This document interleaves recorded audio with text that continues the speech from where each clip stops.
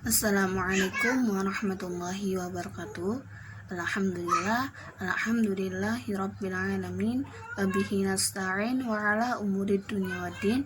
Wassalatu wassalamu ala asrofil anbiya'i wal mursalin wa ala alihi wa sahbihi ajma'in, amma ba'd. Bertemu lagi dengan saya Nur Aini dari SD 19A3. Pada pertemuan kali ini saya akan sedikit menjelaskan tentang ayat-ayat Al-Quran yang menjelaskan tentang ilmu pengetahuan dan teknologi, yang mana sebagai untuk memenuhi tugas mata kuliah Al-Islam Studi Al-Quran yang diampu oleh Bapak Ghazali SAG MM. Di awal abad ke-20 hingga saat ini, perkembangan ilmu pengetahuan dan teknologi sangatlah pesat.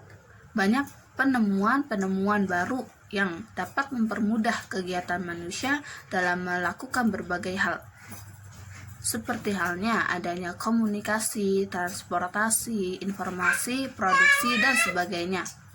Perkembangan ilmu pengetahuan dan teknologi yang terjadi pada akhir-akhir ini disebabkan karena adanya keingintahuan manusia untuk lebih dalam mengetahui pengetahuan atau kelajuan dalam bidang informasi,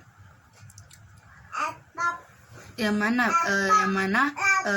manusia terus melakukan pembaharuan dengan melakukan penelitian dan pengembangan teknologi modern yang sangatlah berbeda pada zaman dahulu, yang mana pada zaman dahulu manusia belum mengetahui adanya pesawat dan adanya handphone, sedangkan pada zaman sekarang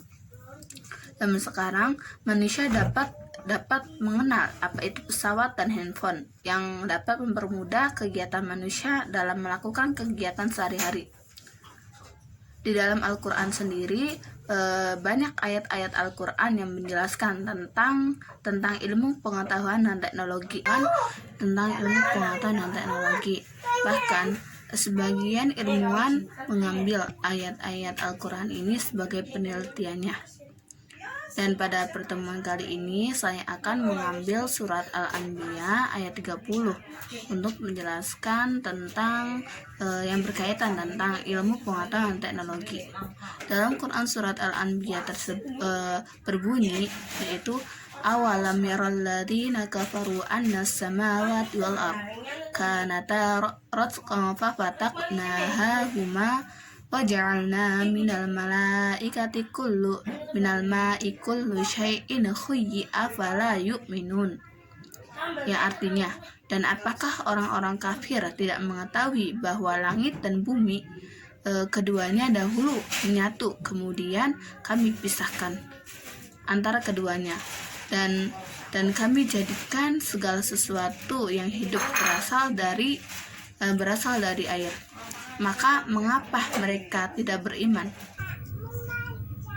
Pada ayat tersebut berkaitan dengan bimbang teori, yaitu teori terbentuknya alam semesta, yang menyatakan bahwa alam semesta ini merupakan satu kesatuan. Kemudian kemudian terjadilah ledakan besar yang menghasilkan pecahan-pecahan dan meluas. Teori Big Bang ini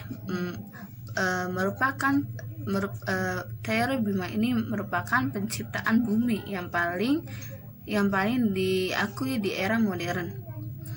Kesesuaian yang harmoni antara Al-Quran dengan teori Big Bang adalah suatu kesatuan yang tidak dapat dielakkan lagi. Hal ini sudah dijelaskan oleh Allah dalam Al-Quran 1400 tahun silam. Di dalam Al-Quran terdapat beratus-ratus ayat yang menyebutkan tentang ilmu pengetahuan dan sains, yang merupakan salah satu isi pokok kandungan kitab suci Al-Quran, bahwa kata ilmun banyak diturunkan sebanyak 778 kali. Selain itu Selain itu, sains juga merupakan salah satu kebutuhan agama Islam. Hal ini dibuktikan dengan fakta setiap kali umat Islam melaksanakan ibadah harus memerlukan penentuan waktu yang tepat. Contohnya, dalam melaksanakan sholat, menentukan awal bulan Ramadan, melaksanakan haji semuanya memiliki waktu tertentu, dan untuk menentukan waktu yang tepat diperlukan ilmu astronomi yang memang termasuk dalam ilmu sains. Pandangan Islam terhadap ilmu pengetahuan ini bertolak belakang dengan pandangan para ilmuwan Barat yang sebagian besar berpaham materialis. Mereka menganggap bahwa ilmu pengetahuan tidak ada kaitannya dengan agama. Bahkan para pemikir Barat sekarang ini berada di tengah-tengah peperangan antara agama dan ilmu pengetahuan. Hampir tidak mungkin dengan sekarang ini menerima kenyataan adanya pertemuan secara mendasar antara agama dan ilmu pengetahuan. Secara historis, timbulnya pemikiran tersebut sebabnya dilatar belakangi oleh sikap antipati gereja terhadap ilmu pengetahuan. Pada abad pertengahan itulah sebabnya para ilmuwan Kristen pada zaman dahulu seperti Galileo Galilei dihukum mati oleh gereja karena penemuan ilmiah mereka dianggap bertentangan dengan paham gereja. Menurut Quraisy Shihab, pertentangan antara kaum agamawan dengan ilmuwan di Eropa ini disebabkan oleh sikap radikal kaum agamawan Kristen yang hanya mengakui kebenaran dan kesucian perjanjian lama dan perjanjian baru, sehingga orang-orang mengingkarinya dianggap orang kafir dan berhak mendapatkan hukuman. Di lain pihak, para ilmuwan mengadakan penyelidikan ilmiah yang hasilnya bertentangan dengan kepercayaan yang dianut oleh pihak gereja atau kaum agamawan. Akibatnya, tidak sedikit ilmuwan yang menjadi korban oleh penindasan dan kekejaman pihak gereja. Islam adalah agama yang mengajarkan bahwa ilmu pengetahuan dan agama merupakan sesuatu yang sering berhubungan dan melengkapi Al-Quran, merupakan sumber ilmu pengetahuan, dan ilmu pengetahuan merupakan sarana untuk mengaplikasikan segala sesuatu yang tertuang dalam ajaran Islam. Sebagai bukti, umat Islam banyak mengutamakan ilmu pengetahuan, yaitu terdapat banyak ayat-ayat Al-Quran yang menjelaskan tentang ilmu pengetahuan guna untuk memperhatikan bagaimana cara kerja alam dunia ini. Tidak kurang dari 750 ayat Al-Quran memberikan gambaran kepada manusia untuk memperhatikan alam sekitarnya. Selain itu, biasanya ayat-ayat yang membahasnya diawali maupun diakhiri dengan sindiran-sindiran. Seperti halnya, apakah kamu tidak mengetahui?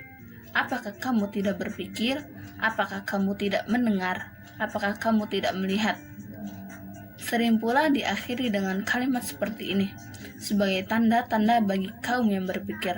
Itu merupakan kalimat-kalimat sindiran dalam Al-Quran untuk menegaskan bahwa manusia harus berpikir guna mengetahui apa yang terjadi di alam semesta ini. Tidak dipahami kecuali oleh alul albab. Dengan demikian, mukjizat tersebut terakhir Rasulullah yang telah mengingatkan manusia untuk mendengar, melihat, berpikir, merenung, serta memperhatikan segala hal yang diciptakan oleh Allah di dunia ini.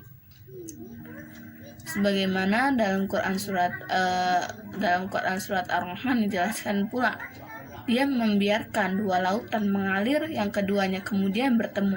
Antara keduanya ada yang batas yang tidak dilampaui masing-masing. Dalam Quran Surat Al-Rahman ayat 19 sampai dengan 20. Dalam Quran Surat Ar-Rahman tersebut menjelaskan bahwasanya Allah telah membiarkan dua lautan mengalir yang keduanya kemudian bertemu, namun keduanya tidak bercampur. Dua lautan yang tidak bercampur dan terletak bercampur ini seperti contoh dua lautan yang terletak di selat Gibraltar, selat yang memisahkan antara benua Afrika dan Eropa, tepatnya antara negara Maroko dan Spanyol. Mungkin itu saja yang dapat saya jelaskan. Kurang dan kurangnya mohon maaf. Wabillahi taufiq wal hidayah. Wassalamualaikum warahmatullahi wabarakatuh. Sahib.